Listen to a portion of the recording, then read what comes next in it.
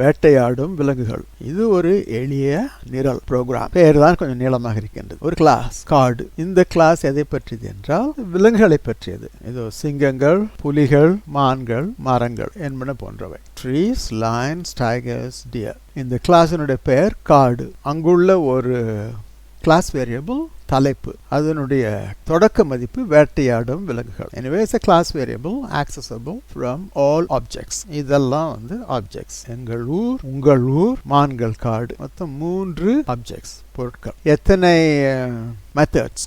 ஒன்று init, அதாவது constructor ஆக்கி என்று சொல்லுவோம். அடுத்து டிஸ்பிளே, டிஸ். இங்க என்ன பெயர், மரங்கள், சிங்கங்கள் எல்லாவற்றையும் இது வெளியிடும். டோட்டல் அனிமல்ஸ், மொத்தம் எத்தனை சிங்கங்கள், புலிகள், மான்கள் இருக்கின்றன என்று கண்டுபிடித்து கூறும். அடுத்து ஹண்ட். இது சம்திங் இன்ட்ரெஸ்டிங். ஹண்ட் என்றால் ஒவ்வொருத்தரையும் ஹண்ட் என்று கூப்பிடும் பொழுது ஒரு சில மரங்கள் கூடியிருக்கும் அல்லது குறைந்திருக்கும். சிங்கங்கள் கூடியிருக்கும் அல்லது குறைந்திருக்கும். புலிகள் கூடியிருக்கும் அல்லது குறைந்திருக்கும். மான்கள் கூடியிருக்கும் அல்லது குறைந்திருக்கும். இதுதான் ஹண்ட்.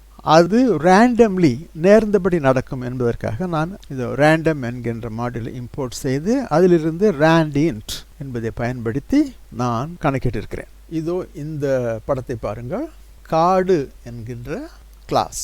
அதில் உள்ள கிளாஸ் வேரியபிள் தலைப்பு, அதனுடைய மதிப்பு வேட்டையாடும் விலங்குகள். இந்த காட்டை பயன்படுத்தி கொண்டு நாம் 3 பொருட்களை உருவாக்கியிருக்கிறோம். எங்கள் ஊர், உங்கள் ஊர், மான்கள் காடு. ஒவ்வொன்றுக்கும் நாம் மதிப்பு கொடுத்திருக்கிறோம். பெயர், எத்தனை மரங்கள், லயன்ஸ், டைகர்ஸ், டியர் என்பன போன்ற விளக்கங்களை கொடுத்திருக்கிறோம். அவை இங்கே வந்திருக்கின்றன. சரி, இப்போ எங்கள் ஊரை வைத்துக்கொண்டு என்ன செய்திருக்கிறேன்? இங்கே டிஸ்பிளே செய்திருக்கிறேன். இதோ டிஸ்பிளே. பெயரை அடிக்கும், பிறகு மரங்கள், சிங்கங்கள், புலிகள் எல்லாவற்றையும் அடிக்கும். இதோ அடுத்திருக்கிறது பாருங்கள். அது எங்கள் ஊர். அதுபோல உங்கள் ஊரை நான் உருவாக்கி அதையும் டிஸ்பிளே செய்திருக்கிறேன். இதோ புலிக்காடு. அடுத்து மான்கள் காடு, அதையும் உருவாக்கி டிஸ்பிளே செய்திருக்கிறேன். இதோ இங்கே. அடுத்து மொத்தம் கணிப்பு, மொத்தத்தை கூட்டி மொத்தத்தில் போடுகிறேன். எங்கள் ஊரில் எத்தனை விலங்குகள் இருக்கின்றன, உங்கள் ஊரில் எத்தனை விலங்குகள் இருக்கின்றன, மான்கள் காட்டில் எத்தனை விலங்குகள் இருக்கின்றன. இந்த டோட்டல் அனிமல்ஸ் என்கின்ற மெத்தட் இது இருக்கிறது பாருங்கள். அது சிங்கங்கள், புலிகள், மான்கள் ஒவ்வொன்றும் ஒரு இன்ஸ்டன்ஸ் வேரியபிள் என்று தெரியும். எனவே செல்ஃப் டாட் சிங்கங்கள் இதோ இருக்கிறது பாரு, அது இங்க இருக்கும். செல்ஃப் டாட் சிங்கங்கள் 500. அதுபோல செல்ஃப் டாட் புலிகள், செல்ஃப் டாட் மணி, மான்கள், இவற்றையெல்லாம் எடுத்து இங்கே கூட்டி ரிட்டர்ன். அப்போ அது இங்கே வரும், அது இங்கே வரும். அதுபோல உங்கள் ஊர் டோட்டல் அனிமல்ஸ், ஏதோ சிங்கங்கள், புலிகள், மான்கள் இவையெல்லாம் எங்கே இருக்கின்றன? இங்கே இருக்கின்றன. அவற்றை எல்லாம் எடுத்து கூட்டி ரிட்டர்ன், அது இங்கே வரும். அதுபோல் மான்கள் காடு டோட்டல் அனிமல்ஸ் எங்கேருந்து வரும்? இங்கேருந்து வரும். அது இங்கே இருக்கின்றது. இவற்றையெல்லாம் கூட்டி இங்கே வரும். இவற்றையெல்லாம் திருப்பி கூட்டினால் நமக்கு மொத்தம் வரும். அந்த மொத்தத்தை பிரிண்ட் செய்தால் இதோ இங்கே வரும். இதுதான் மொத்தம். அனைத்து ஊர் மொத்த விலங்குகள் என்று வரும். அடுத்து என்ன செய்திருக்கிறோம்? இந்த 3 ஆப்ஜெக்ட்ஸ், எங்கள் ஊர், உங்கள் ஊர், மான்கள் காடு, இந்த 3 ஆப்ஜெக்ட்களையும் எடுத்து ஒரு லிஸ்ட் உருவாக்கியிருக்கிறோம். அந்த லிஸ்ட்டை ரன் ஆக்டிவிட்டீஸ் என்கின்ற ஒரு ஃபங்க்ஷனுக்கு அனுப்புகிறோம். இது மெத்தட் இல்லை, இது வந்து ஒரு ஃபங்க்ஷன். இதுதான் கிளாஸ். இது கிளாஸுக்கு வெளியே இருப்பது. இது ஒரு ஃபங்க்ஷன். அதனால்தான் இதை நாம் இங்கே நேரவே கூப்பிட்டிருக்கிறோம். இங்கே பாருங்கள், ரன் ஆக்டிவிட்டீஸ். அதற்கு லிஸ்ட் 1 என்பதை ஒரு ஆர்குமெண்டாக கொடுத்திருக்கிறோம். அது என்ன செய்கிறது? அந்த பட்டியலை எடுத்து வைத்துக்கொண்டு அதிலிருந்து ஒரு ஊரை எடுக்கிறது. அந்த ஊரில் ஹண்ட் செய்கிறது, பிறகு டிஸ்பிளே செய்கிறது. அடுத்த ஊரை எடுக்கிறது, ஹண்ட், டிஸ்பிளே. அடுத்த ஊரை எடுக்கிறது, ஹண்ட், டிஸ்பிளே. எத்தனை ஊர்கள் இருக்கின்றன? 3 முறை ஓடுகின்றது. இதோ hunt and display, hunt and display, hunt and display. இந்த 3 முறை முடிந்த பிறகு திருப்பி ஹண்ட், டிஸ்பிளே, ஹண்ட், டிஸ்பிளே என்று இன்னொரு 3 முறை. இதோ hunt, display, hunt, display, hunt, display. அடுத்து இன்னொரு முறை. இது 3 முறை போகிறது. எனவே இன்னொரு முறை hunt, display, hunt, display, hunt, display என்று 3 முறை. இதோ hunt, display, hunt, display, hunt, display. இதை இட்டரேஷன் 0 என்று சொல்லுவோம். Iteration 1, iteration 2. அது இங்கிருந்து இந்த லூப் 3 முறை போகும். இந்த லூப் 3 முறை போகும். ஒவ்வொரு முறையும் இந்த லிஸ்ட் தீர்ந்த பிறகு இங்கே வந்து பாஸ், ஒன்றும் செய்யாது, திருப்பி போ, இந்த ஃபார் லூப்புக்கு போ என்ற அர்த்தம். சரி, ஹண்டில் என்ன நடக்கிறது? நான் முன்பு சொன்ன மாதிரியே ஒவ்வொரு முறையும் நாம் ஹண்ட் செய்யும் பொழுது அந்த ஊரில் உள்ள மரங்களின் எண்ணிக்கை மாறும், சிங்கங்களின் எண்ணிக்கை மாறும், புலிகளின் எண்ணிக்கை மாறும், மான்களின் எண்ணிக்கை மாறும். எவ்வாறு? அதுக்கு நாம் ரேண்ட் இன்ட் என்கின்ற ஒரு ஃபங்க்ஷனை பயன்படுத்தியிருக்கிறோம். அது இங்கிருந்து வருகின்றது. இந்த ரேண்ட் இன்ட் என்கின்ற ஃபங்க்ஷன் ரேண்டம் என்கின்ற மாடியூலிலிருந்து வருகின்றது. அது 1 to 10க்குள் ஏதாவது ஒரு இன்டிஜரை எடுத்து நமக்கு கொடுக்கும். அதை n1இல் போட்டு அந்த n1 9 to 10க்குள் இருந்தால் அதை n2வில் போடு. அப்படி இல்லை என்றால் 9 விட கீழாக இருந்தால், அதாவது 1 to 8 வரை இருந்தால் -1 என்று எடுத்து -n1 என்று மாற்றி n2வில் போடு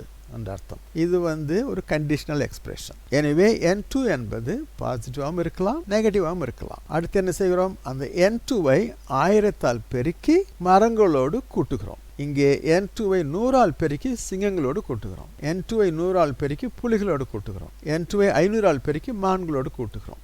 எனவே n2 பாசிட்டிவாக இருந்தால் மரங்களின் எண்ணிக்கை அதிகமாகும். n2 நெகட்டிவாக இருந்தால் மரங்களின் எண்ணிக்கை குறையும். அதுபோலவே சிங்கங்கள், புலிகள், மான். எனவே இந்த ஹண்ட் என்று சொல்லும் பொழுது இந்த n1ஐ பொறுத்து மரங்களின், சிங்கங்களின், புலிகளின், மான்களின் எண்ணிக்கை கூடும் குறையும். அதை நீங்கள் இங்கே பார்க்கலாம்.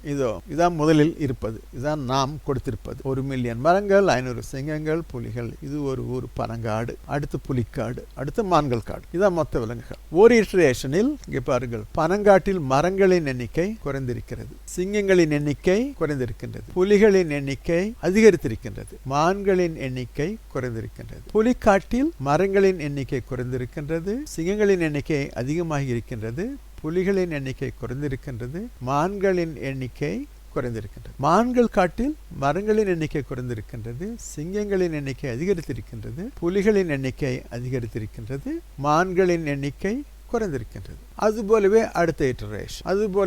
அடுத்த இட்டரேஷன் இப்படியே போய்கொண்டிருக்கின்றது. ஒரு நேரத்தில் புலிகளின் எண்ணிக்கை 0 ஆகி போகின்றது. ஆனால் அடுத்த இட்டரேஷனில் இங்கே அந்த புலிகள் புலிக்காட்டில் 400 ஆகியிருக்கின்றன. இவ்வாறு அது ஏறி இறங்குவதற்கு காரணம் அந்த ரேண்டம் நம்பர் தான். இதுதான் ஒரு எடுத்துக்காட்டு, ஒரு சிறிய எடுத்துக்காட்டு வேட்டையாடும் விலங்குகள்.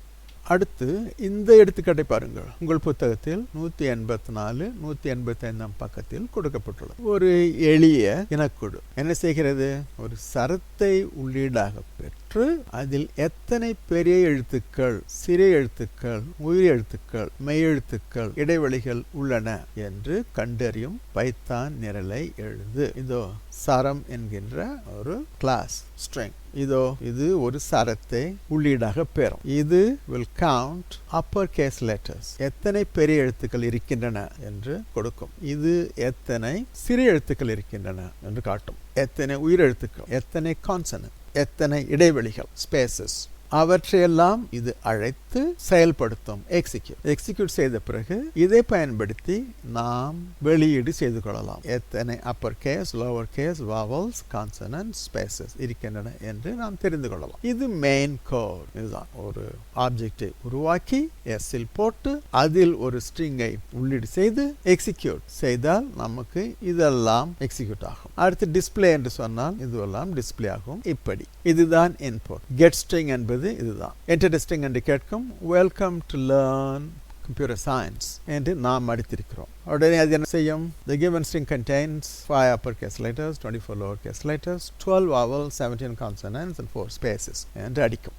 எவ்வாறு அடிக்கிறது என்று பார்க்கலாம். இதோ ஸ்ட்ரிங், இதுதான் கிளாஸ்.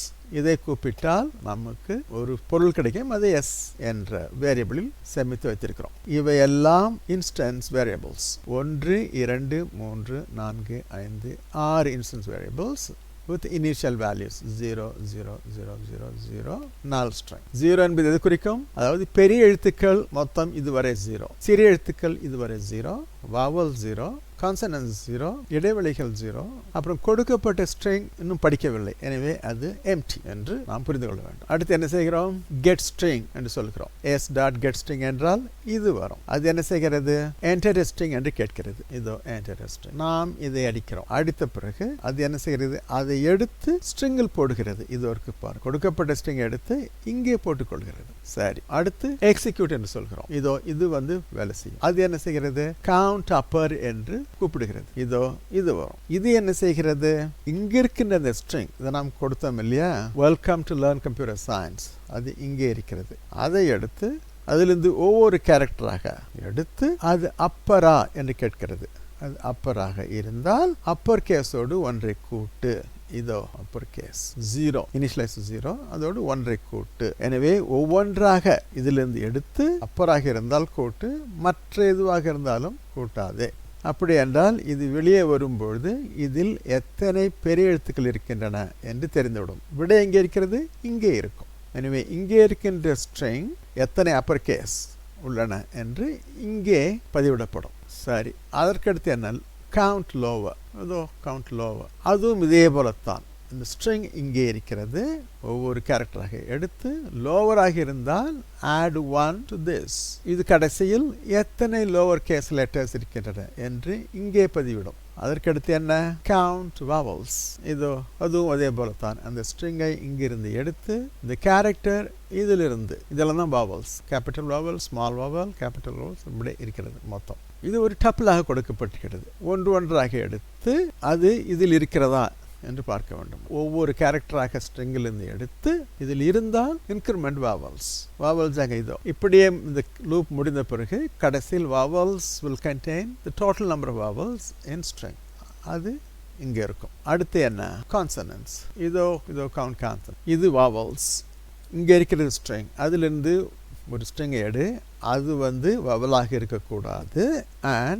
ஆனால் ஆல்பபெட்டிக்கல் கேரக்டராக இருக்க வேண்டும். ஆங்கில எழுத்தாக இருக்க வேண்டும். ஏவிலிருந்து Z வரை. அப்படி என்றால் என்ன? வவல் இல்லாத ஒரு ஆங்கில எழுத்தாக இருக்க வேண்டும். அப்படி இருந்தால் கான்சனன்ஸை கூட்டு, ஒன்று கூட்டிக்கொள் என்று அர்த்தம். Consonants is initially 0. அதோடு ஒன்றை கூட்டிக்கொள்ள வேண்டும். ஒவ்வொரு முறையும் இது இருக்கும்பொழுது ஒன்றை கூட்ட வேண்டும். இவ்வாறு ஒவ்வொரு கேரக்டராக முடிந்த பிறகு கான்சனன்ஸில் எத்தனை கான்சனன்ஸ் இருக்கின்றன என்று இங்கே வரும். சரி, அதற்கடுத்து என்ன? Count space. இதோ அது ஒவ்வொரு கேரக்டராக ஸ்ட்ரிங்கில் இருந்து எடுத்து அது ஸ்பேஸா என்று ஸ்பேஸாக இருந்தால் கூட்டி விடையை இங்கே போடு. இப்படி ஒவ்வொன்றாக செய்து கடைசியில் எத்தனை ஸ்பேசஸ் என்று இங்கே வரும். அதுதான் இதெல்லாம் செய்து முடித்த பிறகு இங்கே வரும் கண்ட்ரோல். வந்த பிறகு you set display S dot display. Display வந்த பிறகு அது என்ன செய்கிறது? சும்மா இந்த இதெல்லாம் எடுத்து அப்படியே பிரிண்ட் செய்யணும். Upper case, lower case, vowels, consonant, spaces எடுத்து இதை ஒன்றாக பிரிண்ட் செய்துவிட்டு இங்கே வரும். இங்கே நின்று விடும். எனவே நமக்கு கொடுக்கப்பட்ட ஸ்ட்ரிங்கில் 5 பெரிய எழுத்தும் 24 சிறிய எழுத்துக்களும் 12 உயிரெழுத்துக்களும் 17 கான்சனன்ஸும் 4 இடைவெளியும் இருக்கின்றன என்று அது அடிக்கின்றது. ஒரு சிறிய ப்ரோக்ராம் உங்கள் புத்தகத்தில் பார்ப்பதற்கு பெரிதாக இருந்தாலும் மிக சிறியது. ஏனென்றால் இந்த கிளாஸில் இதான் ஆக்கி, அதாவது கன்ஸ்ட்ரக்டர், மற்றதெல்லாம் சிறு சிறு மெத்தட்ஸ். இது மெயின் கோட். சரி, இதோடு இந்த எடுத்துக்காட்டு முடிவடைகின்றது.